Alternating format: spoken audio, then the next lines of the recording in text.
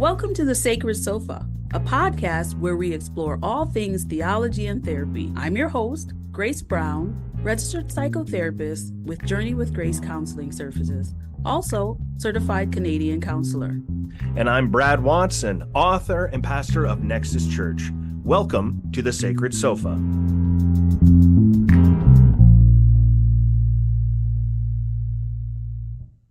Hello, Brad, and welcome back to our friend Karla and another episode of The Sacred Sofa.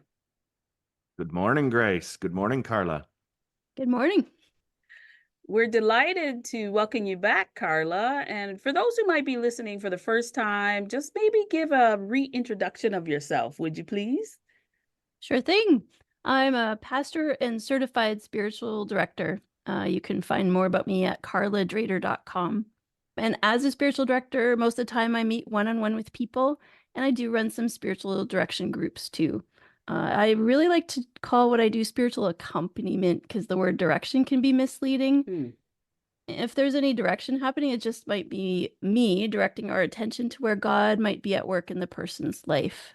So it's about the person connecting with God, and I'm along for the ride to support that. Mm-hmm. And before, when you introduced yourself, you kind of made a distinction between spiritual direction or accompaniment and psychotherapy. Would you remind us again, please? Yeah, so I guess psychotherapy deals with like specific wounds and goes quite deep into healing and unpacking things like that, where spiritual direction is sort of like the long term, and healing might be involved, but really we're looking at your relationship with God and where there is growth and invitations for movement overall. But there is a lot of overlap in terms of emotion and spirituality. Excellent. Thank you so much for joining us again. And we're looking forward to more discussion in this episode on an incredibly relevant, albeit challenging, topic of boundaries. Yes, and of course, we've been on The Sacred Sofa going through relational tensions, and we've covered the gamut, it would seem, but boundaries is one of those things that is just a huge tension we encounter in our ordinary lives. But for those of us following the Jesus path, right, there's this big question sort of standing in front of us. Does walking the Jesus path mean we must be taken advantage of? Jesus, of course, calls us to sacrificial living. And of course, that can sometimes cause confusion. And last time you were with us, Karla, you introduced us to Brené Brown's surprising research. And I loved this. It was fascinating. It showed that people who demonstrated the greatest compassion towards others also have the strongest boundaries, which I think is counterintuitive. And so we discovered how Jesus himself lived a life, right, of great love, sacrifice, but he also had robust boundaries. It protected his energy, it protected his purpose, which is the most important boundary we can set. So we're going to start there, you could say. Absolutely. And it's an important journey that it's important for all of us to take on identifying, creating, and maintaining healthy and robust boundaries. And Karla, I'd like you to begin by identifying why is this so important? Yeah, it really is. And that's because boundaries protect our time, our energy, and our purpose, all of which flow out of our identity as bearers of the image of God. So each one of us is God's handiwork. We're created to do good in this world and to reflect God's love to one another in the created world, back to God and to ourselves. So honoring the image of God in one another requires that we honor our own. And that's what we honor and protect with boundaries. Wonderful. Thank you so much for that. And for those who are spiritual, those who walk the Jesus path, we want to embody these qualities just as Jesus did. And Karla, I think you've set us up nicely in reflecting on not only Jesus' example of healthy boundaries, but let's get real here. This is hard stuff. So hard, right? We're living in a really complex, busy world, and we actually have quite a bit of choice on how we spend our time and energy. And boundaries can really help us with that, but we need a good foundation for our boundaries, or they will just crumble easily if you're like me. And for me, It's really, I think, when they crumble, it's because I'm afraid of being selfish. And that word always comes up when we talk about boundaries, right? It came up last time.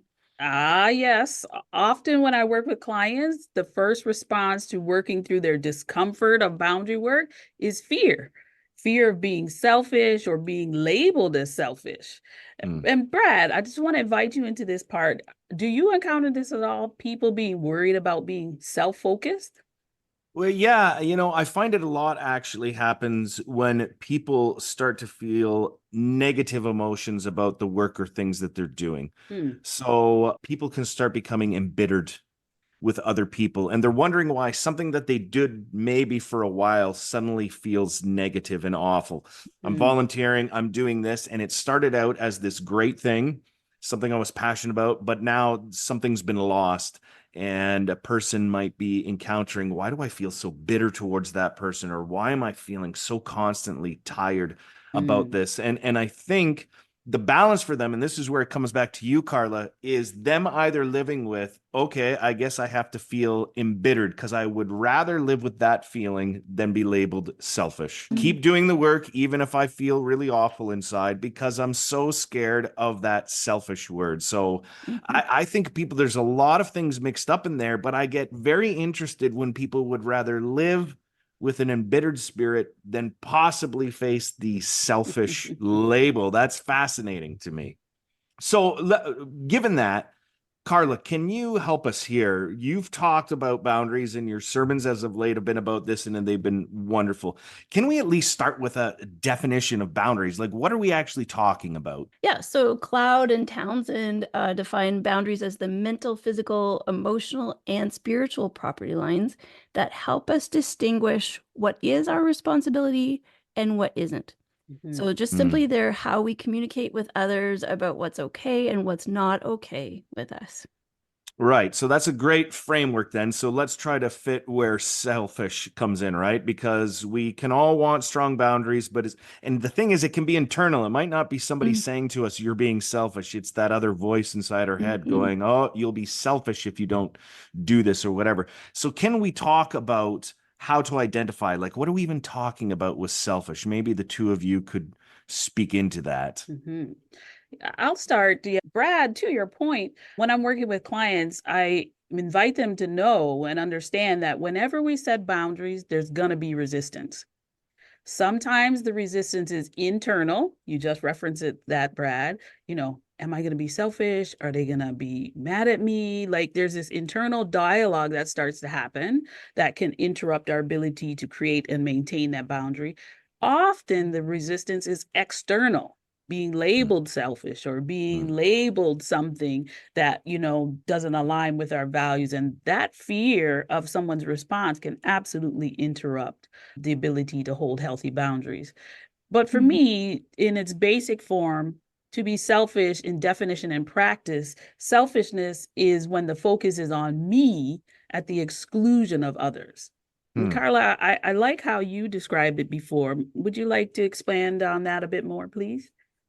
Yeah, that's right. It's just saying it's all about me, me first, my wants and needs above everyone else. I pursue what I want, no matter what, no matter who gets hurt, Mm. never defer to others. And it's my main question about anything is what's in it for me. Mm. So on my little run this morning through the woods, I realized there was this like image. There were roots sticking up all over the path. And so if I had thought, oh, I'm going to just cut that root out because it's blocking my path, I could have tripped. Mm. Well, that's selfish because it would be thinking only of myself, my path, not the consequences for the tree or the whole forest, Mm. right?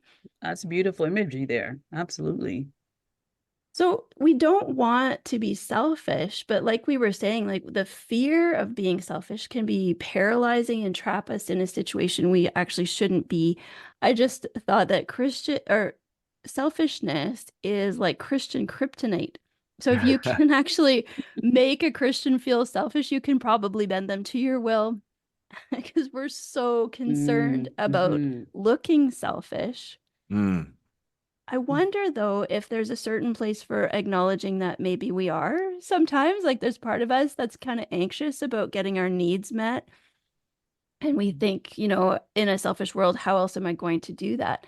But we can find a place of balance, right? Where we don't have to just go along with anything and everything we want. We don't have to be enslaved by the tyranny of the self. Mm-hmm. And so boundaries aren't about solidifying ourselves into our selfishness or getting stuck in that selfish me first sense.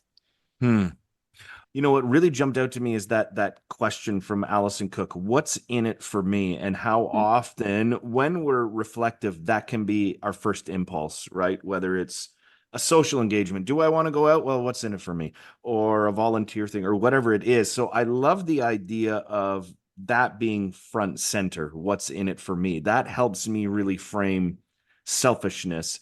And I just think that's really helpful for all of us when we're thinking about what it means to be selfish. But there is a place, as you mentioned, maybe there's a place to say, you know what, this is too much.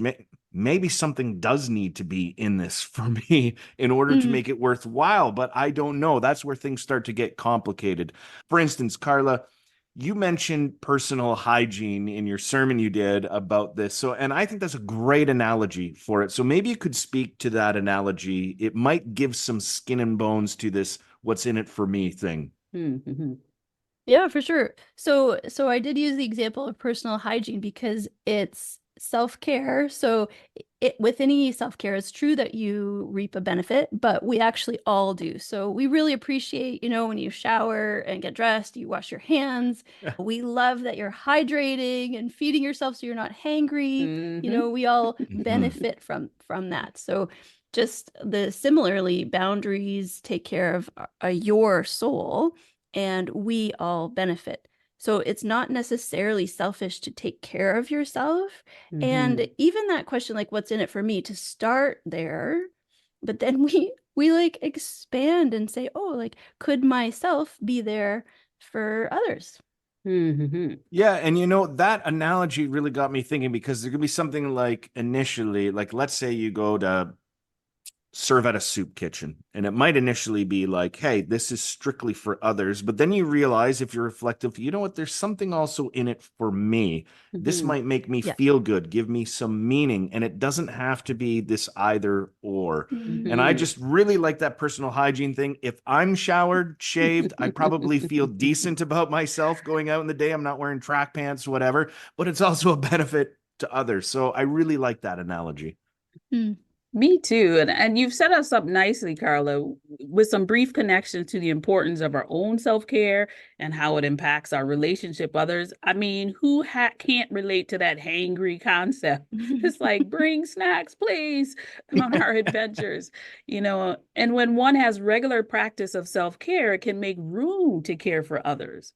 When we're working towards being our best self, we can then give more space for the needs and the feeling of compassion and service to others. The reality is we all need a bit of selfishness. I mean, in terms of for asking for what we need or what we not want, but that's not the whole story. To me, it's like small n narcissism. We all have to have some of that because it's necessary to have a strong sense of self, which keeps us alive on the planet, especially infants. But there's more to it. And so you talk about the other extreme to be wary of in terms of selflessness. Can you share more about that with us, Karla?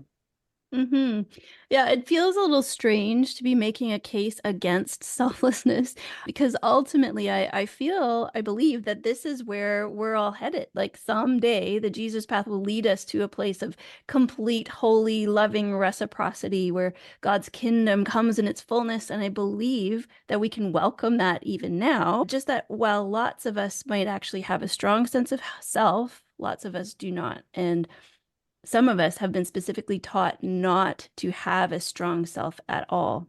Mm-hmm. Even if we have a strong sense of self, we may still have a complicated relationship with it. We may fear or distrust it. So that's really problematic for finding this like strong container to pour out of.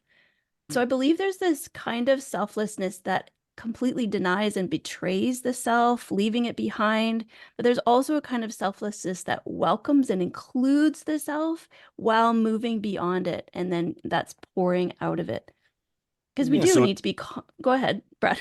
no, it sounds like that's what we need to talk about then, because I think we set up the dichotomy well, right? There's got to be something in the middle here, a place of balance between selfish, always thinking about what's in it for me first. That's necessary sometimes, but not healthy to always be there. And the whole other end where we never think of selflessness. So what's in the middle there? Can I put that question to you? Where would we find health and balance? Mm. So for me, I appreciate along with Brad, Karla, the spectrum of behavior you're talking about. We're exploring Mm. self in terms of theology, and I'm just going to quickly include the sense of self in terms of therapy. We would term that selfhood. It's our individual identity. It makes me a distinct person from everyone around me. But I think you want to draw on some of that theological perspective as well, right, Karla? Yeah, right. That's going back to our God-given image-bearing self, our soul, right? So that's created to shine who God is through our unique lives. So God is love. We are made to shine love and express that in the world. So when we stand in our selfhood, we own and honor and protect that. As an example, Alison Cook offers us this kind of tricky situation. Just like imagine that a difficult colleague or even your boss comes up to you at work and berates you publicly. If you stand in your selfhood, you just stand your ground and stay calm, and then loudly for everyone else to hear, you say, "Is there anything else you have to say to me?" So you're just kind of calling attention to what's happening and then saying that you're not okay with that. You're not just going to go along with that and accept that, because that denies your humanity as well. That's a powerful and tough one, right? Because you're talking about a situation that could be really embarrassing, and standing strong on ourselves and not letting ourselves go to maybe the extremes where either we run away from the situation or it lead us into greater conflict. Wow, that's a tough one, but I think a place we all want to get to. Yeah. Yeah, it is really tricky in practice, but the more we can get that sense of being rooted and grounded in God's love and in the sense of our identity, then we can do those kinds of things. And we can, especially when we feel that we have the permission to stand in ourself and stand strong, and that we don't have to just accept unacceptable behavior. And in terms of boundary work, sometimes people are also afraid because they feel like, well, maybe I have to get aggressive with it. And that's not it at all. There's a practice of how to be assertive, which is knowing what you want and what you need and being able to say that. But it doesn't mean aggressiveness. And you have a little quote that I enjoyed, Karla. Yeah, this is so good. It's Jaya John who says your boundary need not be an angry electric fence that shocks those who touch it. It can be a consistent light around you that announces, I will be treated sacredly. Well, that is good. Yeah. There is a way to claim and stand in our selfhood without shoving it in people's faces or needing it to be acknowledged at all times. Like you're at the cash register and the person doesn't smile at you. You don't have to be like, hey, look at me. I'm a human here. It's okay. Like, well, we don't have to be acknowledged fully in every moment. But in general, honoring our selfhood, communicating our boundaries early and often will keep us out of that resentment that you were talking about at the beginning, Brad. Because if we don't maintain our boundaries, that resentment just builds up until the pressure is so great we just explode all over everybody. This sounds to me like we need to get into some nitty gritty here, and I think we're going to do that next episode. But before we get that into close, Karla, maybe you could talk about some ideas of yours that will help us as we start to think practically. Okay, like what does that look like when the boss berates you publicly, right? Like how do we act and behave in those situations? Are there a few points you could give us on that? And then we'll sort of get really into it next week. For sure. Well, what's really exciting to me is that we're not doing this like behind God's back, which I think sometimes we feel like we need to. Like, actually, this is with full and enthusiastic consent of God and Jesus. Like, this is this is actually theologically quite good. People often bring up certain scriptures that we can talk about next time, like Jesus' call to deny ourselves, Mm. and then the big one, turn the other cheek. And Mhm. both of those have been misunderstood. And I think a basis for selflessness has been built on a misunderstanding of those scriptures. And we really, really benefit from understanding what's really going on there and realizing that we are allowed to have a self. Mhm. Yeah, and I Mhm. was even thinking, Karla, it's not just a matter of correcting a bad interpretation for the sake of it. I think it's allowing that then to speak powerfully into a healthy and life-giving way of being, because if we get it right, it gives us something, I think, really, really healthy to live into. So those two we'll definitely need to get into next week. Absolutely. Well, it's been great to be with you again, Brad, and welcome back. And thanks so much for joining us again, Karla. I'm looking forward to our next episode where we can talk more about this concept around boundaries and also some practical strategies, not only in terms of theology, but also in therapeutic and in living our best lives in relationship with each other. Wonderful. Sounds great. Take care, everybody. See you then. Bye.